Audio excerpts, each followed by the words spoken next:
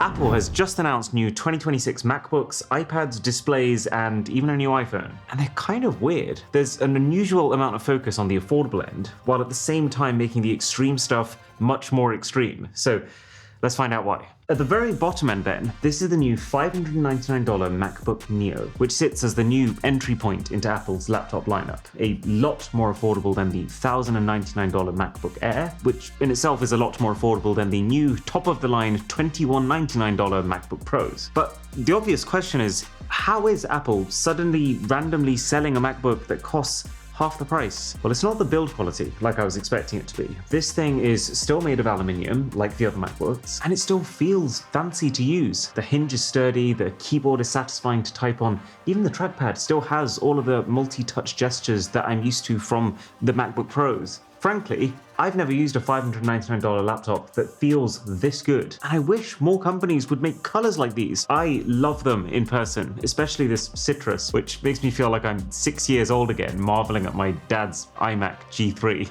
So it must be the display, right? Well, no. What's here is sharp, it's punchy, it could do with being a little brighter, topping out at 500 nits, but that is still just as bright as the almost twice the price MacBook Air. There's a couple of smaller things that are cut, like Touch ID. You don't get it on the base 256 gig version of the Neo, but you do get it on the higher storage version. The battery, they claim 16 hours on this compared to 18 on a MacBook Air. And the ports, there's no MagSafe here, and weirdly, only one of these two USB-C ports is fast enough to connect up to a monitor. The other is slower, but you can use either of them to charge the thing. Really though, there are two compromises that I think truly matter. The first is that the keyboard on the Neo has no backlighting, which I think you will notice, even if you don't tend to work in a cave. Pretty much any time that you try and get something done in a dimly lit car or late at night, backlighting is a given feature at this price on other laptops. I can imagine quite a few people being surprised when their Neo arrives at their door without it. And then the second thing is performance. There is no laptop grade M series chip here. This is actually using a phone chip, the A18 Pro, plucked straight from an iPhone 16 Pro, which might on its own have been able to fly under the radar, but it's the fact that that is paired with slower SSD storage speeds than the Air and half the RAM. 8GB here compared to 16.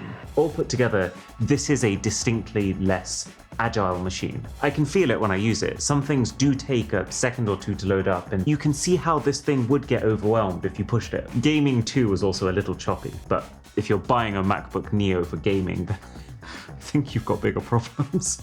So clearly, the performance cutbacks are the main way that Apple has made this laptop so affordable. But it's just, they've done it in such a considerable way that if you're anything even resembling a multitasker, you would feel the benefits of the pricier MacBook Air.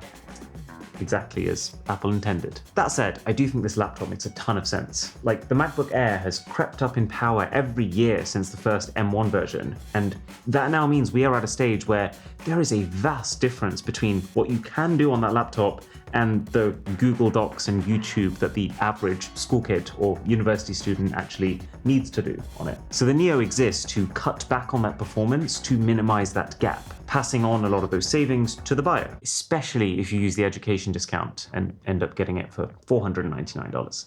And you can see the ripple effects that this has on every Apple laptop. Because there is now a very clear entry-level option, Apple doesn't need to worry anymore about hitting that sub $1,000 price tag with the MacBook Air. So while this used to start at $999, the new MacBook Air is now $1099, and I could see that climbing over the next few years quite substantially. That said, it's still really hard to argue with the amount of laptop that you get for that. This new MacBook Air has an M5 chip instead of the M4, which in itself is nothing major. It's like 10-20% more power, really. There's Apple's new N1 networking chip, which improves Wi-Fi and Bluetooth. This has actually made a big difference on the latest iPhones, so we'll probably have the same effect here. And then the main thing is that this new MacBook Air gets double the starting storage, now at 512 gigs, and that double storage is now twice as fast too. So while I don't love this whole trying to disguise what is effectively a price hike by just removing the option to buy the lower storage version, this is still the most recommendable laptop in the world. While the compromises of the MacBook Neo are pretty obvious, and the price of the new Pros is pretty prohibitive, the MacBook Air is not really missing anything for most people,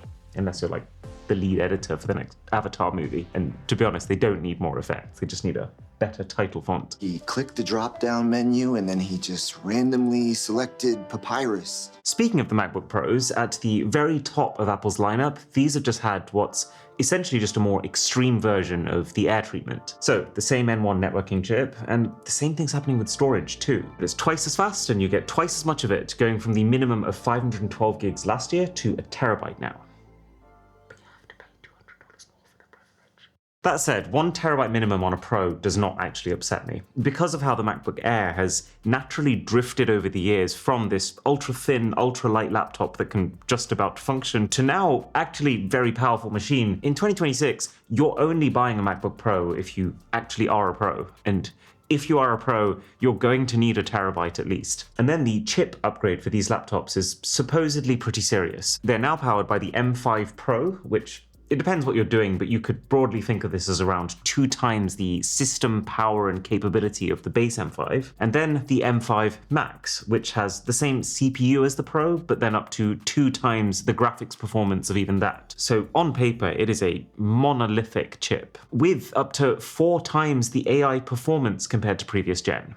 That's probably not going to translate to a whole lot for most users, but the AI bros will be chuffed. It's a big deal for people who want to be running large AI models locally. So these are huge improvement numbers, but treat them with caution. If you watch the commercials for these new MacBook Pros, it literally says in plain text, up to 5 times faster graphics. No caveats, no asterisks. So wow, that's insane. 5 times compared to the M4 Pro and M4 Max just last year. That's what you'd assume it means, right? Given that they don't specify. Well, no.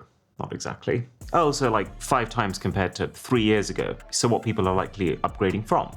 Well, if you're performing this one specific AI image generation task, then maybe. Ultimately, it's only when you delve all the way into the depths of the Apple press release that you find the graphics performance for M5 Max is up to 20% higher than M4 Max. So the number you're actually looking for is up to 20%. I guess I just want to make it clear that while I do think the MacBook Pro is an exceptional machine, I'm actually really excited to finally upgrade my whole team's M1 and M2 so we can get our videos out even faster. I so much more appreciate it when companies just talk straight and they aren't trying to fool people with numerical smoke and mirrors. That combined with the fact that every single improvement here is quoted as an up to figure, as opposed to any kind of absolute improvement, which, if you think about it, doesn't tell us anything about how much you should actually expect to notice day to day. Up to 500% faster. Could be 5%, could be 495%. They both fit that description. All topped off with the fact that if you live in the EU, you don't actually get a power brick with these MacBooks. You have to buy it separately. No, I don't know what I expected.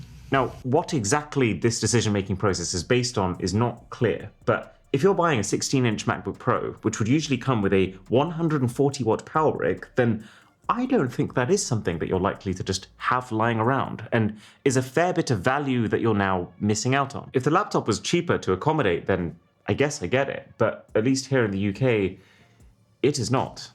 And now, just before the new iPhone, there's also a new iPad Air. So this is Apple's mid-range iPad, sitting about halfway between the iPad, you know, the one that's just called iPad. God, this is getting so confusing. And then the iPad Pro. And it's not a bad update, it's just unexciting. So let me run through it real quick. It gets an M4 chip instead of an M3 chip, 12 gigabytes of RAM up from 8, and then that same networking chip that everything seems to be getting now, while staying at the same $599 price. That makes it actually like very powerful for a mid-range tablet, but I just don't think that's what people are asking for. If anything, I think upgrading the storage from 128 to 256 gigs would make more of a difference to most Air users than all of those changes put together. But the storage is the secret sauce of Apple's pricing ladder, so there's a reason for everything. And there's also 2 new monitors. There's an update to Apple's most affordable, insanely unaffordable $1,600 studio display, which I would say was a decent product when it first launched 4 years ago. But I'm not exactly impressed that in those 4 years, the only changes that we're getting now are 2 Thunderbolt 5 ports, which means you can daisy chain up to 4 of these monitors from 1 cable into a Mac, and then an improved 12 megapixel center stage camera. Huge for zoom enthusiasts. I hear there are literally dozens of you. So pretty hard to recommend this one in 2026. The fact that it is still using that same 60Hz, fairly dated panel for that price means, actually, to be honest, it's a pretty good time to buy the old model for half of that. But then there is also the completely new Studio Display XDR. XDR meaning extreme debt required. Tim told me you can quote that. So this is very much a monitor for professionals, but I think it's very welcome. Not necessarily because it in itself is fantastic value, but more because it replaces the very much not fantastic value $5,000 Pro Display XDR. And unlike that monitor, this is $3,299. This has a 120Hz refresh rate instead of 60. It uses mini LED tech for even more brightness and actually has a mic, a webcam, and speakers, of which somehow the Pro Display had none of. All topped off with this tilt and height adjustable stand included. So after 6 years of memes, we can finally put the $999 Pro stand to rest. RIP. The only weird thing that for me is a real turnoff is the size. This Studio Display XDR is replacing a monitor that was 32 inches, but in itself, it's only 27, just like the normal Studio Display. So while it's good to have the option for a very high-grade monitor in a compact size, it definitely leaves this gap for people wanting something bigger. I definitely would. I work on a 40-inch ultrawide right now, and it's amazing. And that leaves us with the new iPhone, the 17e. So this is a one-to-one replacement to the 16e, and it serves as the $599 basic iPhone, $200 below the honestly pretty fantastic iPhone 17. So it's got a lot to prove. What I am really happy to see is, say it with me folks, the storage has doubled to 256 gigs. But unlike with all the Macs, here they've done that without raising the price, which feels especially rare given the whole memory crisis happening right now, and might actually be why the rest of the changes feel quite minimal. In some ways, they have brought this 17e closer to the normal iPhones. Like, we get the latest chip, the A19, we get that N1 networking. The screen now is coated with the same Ceramic Shield 2 for protection, and has that somewhat helpful but not game-changing anti-reflective coating that we saw on the iPhone 17s. Plus, MagSafe, combined with much faster Qi 2 wireless charging. This is a very important change from the 16e, but kind of should have been on the 16e in the first place. And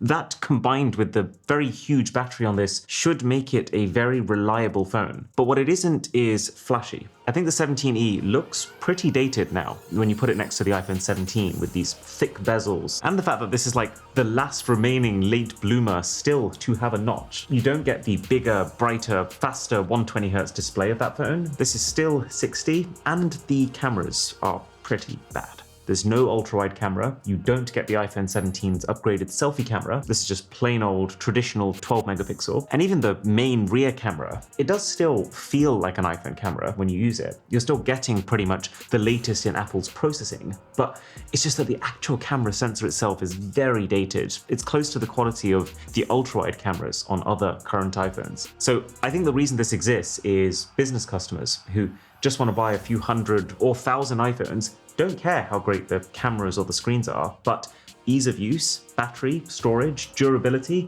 that stuff matters. And I'd actually say it's a very solid phone for that purpose. But if you were considering this for yourself, I would suggest you spend the extra and get the iPhone 17, because especially with sales, I would not be surprised if you can find that for just $100 to $150 more than this. And that would be the difference between something that feels lower mid-range and something that feels pretty flagship. Or just go Android and get a Nothing Phone 3. At this point, you can get that for the same money, and it's a lot more phone.